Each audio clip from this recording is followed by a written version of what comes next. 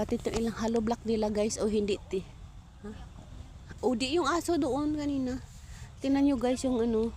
Siguro yun kasi yung paa niya talagang nililibig. Baka malaking aso. Siguro pag yan dumamba, wala na. Tingnan nyo guys. Hindi tinipid ng ano. Plug control.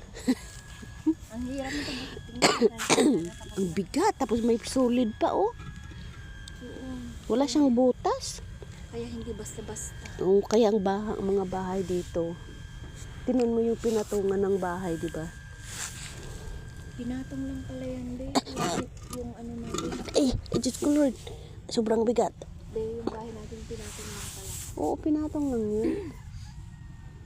Tapos pwede to ilipat ng ano eh. Ilipat ng truck. Oo, yung, alam ba yung nasa China na binubuhat? Ito yun, oso yun eh. Bakit walang ano? Isa lang yung butas o wala dito? Dalawa. Oo, pero wala, hindi siya diretso. Oo nga, paano nila to? Tapos tingnan nyo Paano guys, nilagay yung tubo? Ay, ang tubo. kapal. Ang kapal, tapos ang bigat. Bati ko mga parang mga nasa 20 kilos. More than. Kasi di ba 20 kilos kaya natin buhatin. Ito Oo, hindi. Dalawa tayo, hindi nga na. Kung dalawa tayo okay. 30 kilos. Bigat na bigat ka na, mga 30 to 35 kilos. Makautot, makatae ka na lang. Sobrang ano, kapal ng ano nila guys. Oh. Guys.